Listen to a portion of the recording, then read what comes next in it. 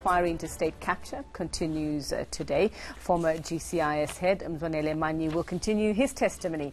Former ANC Secretary General and now Mineral Resources Minister Gwede Mantashe also expected to testify later today on behalf of the governing party. Now, my partner Dan Moyane at that inquiry for us this morning. Partner, good morning. Now, we were due to speak to you just after 7, but it seems that there was a bit of a security issue. What did you do? Morning, Yveka. Finally, we can talk to you. Yes, an hour ago, so we were ready with Erin Bates here, our colleague, to cross to you and talk to you, and then security asked us to leave. It looks like this morning they decided from today to even tighten the security further, but I really don't know if that's the case because it's my first time I've been at the state capture inquiry today. Erin Bates is with me. Erin, is this type of security that you've been experiencing here every day almost, or virtually since August? Well, there has been a ramping up in security since yesterday, and I think that's because the SABC's camera bag and camera was stolen. A woman brazenly entered the inquiry venue. She was turned back to get a proper armband, as we have. There are armbands for journalists and the public, and then managed to walk in, take the equipment, and walk out and get a taxi. And so there is standard security, and we are all asked to register. There are police on site. There's a metal detector and the like. But my assessment is that they have escalated the security this morning somewhat. Certainly, we saw the sniffer dog coming out. Bob, and then, the sniffer dog. Yes, and then we had to leave for quite some time. Okay, we are here now, and they have to do their job, of course, in terms of tightening security. And on that, Dan, it's important because it's not just about the equipment and obviously the unfortunate position of the national broadcaster, but the documentation that's at the inquiry and at this venue. You know, we have reams of files coming through, confidential statements, corroborating evidence, and it is a concern so going it's very forward. important that security is really up to scratch, and okay, it seems they're doing their job very well this morning. Now we are here. Let's get back to the substance of the state capture inquiry. Yesterday, we saw Mzwanele Manyi back again here. After a few weeks ago, he was here when he was responding to Phumla Williams's testimony about that SMS, and then he had his chance yesterday. Overall, from your perspective, how did he do? My sense is that this is someone really trying to drive a certain narrative around their role at GCIS amongst other companies or institutions, I should say. So Manyi obviously was the head of GCIS after Temba Maseko, who spoke on eNCA earlier today, and then moved over to work in the media space as a businessman, buying by some way, shape or form the Gupta media assets. And my sense is, and I was spinning by the end of the day, there was just so much to take in, he's really trying to set his record straight on his version of his role and limit any damage. Now, according to his own version, he cast doubts on the testimony of the likes of Temba Maseko, who a short while ago spoke to Yveka Rangaphane Morning News today, on the likes of Mcebisi Jonas, who was then Deputy Finance Minister. We know all about him. And on the others, he even also expressed a little bit of dissatisfaction or disappointment in how Pravin Gordhan came across.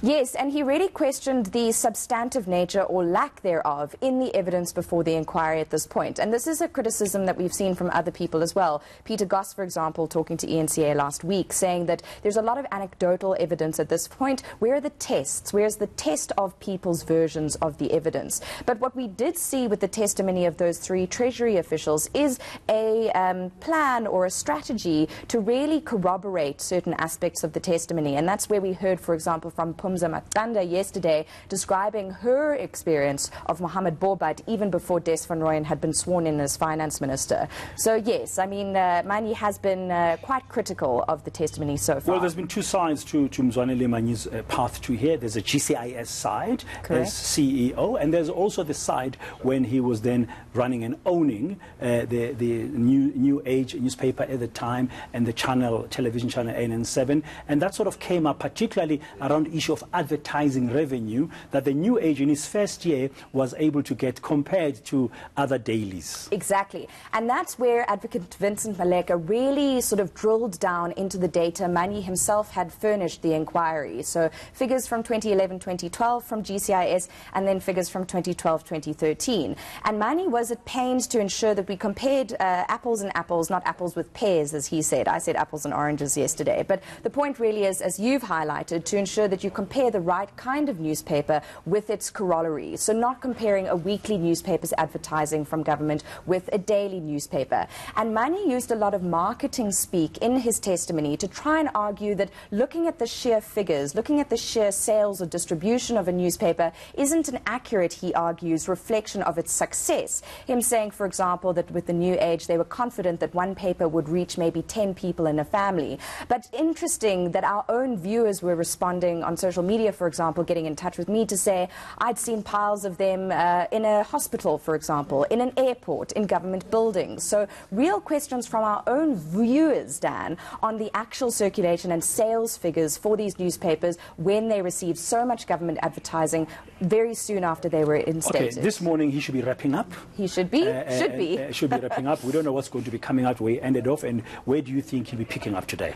Well, we still need some more information on his role in this committee that was looking into the relationship between Gupta-linked bank accounts and companies and the 4 major South African banks. And he accompanied Mzwanele, then Minister of Mineral Resources. Because Zwane had said that he was responsible for an interministerial committee that was actually an ad hoc committee that had been established to kind of deal with this. And Praveen Gordhan, in his testimony, was at pains to say that he had concerns about the committee and how it was established. But Manyi was very evasive on that front, I thought. Advocate Maleka pressing him, and Zondo as well, asking, what was your role? Can you give us anecdotal evidence? And Manyi saying, well, refer to the minutes. I'm really not at liberty to give that information. So once Mzwanele Manyi wraps up today, okay, and very briefly, we're looking ahead at a big day for the African National Congress, the governing party. The chairperson, Gwede Mantashe, coming here, leading the delegation as the ANC to deal with the first phase of the ANC submissions, because much later on we're expecting the second phase through Cyril Ramaphosa, the president of the ANC. What should we be expecting from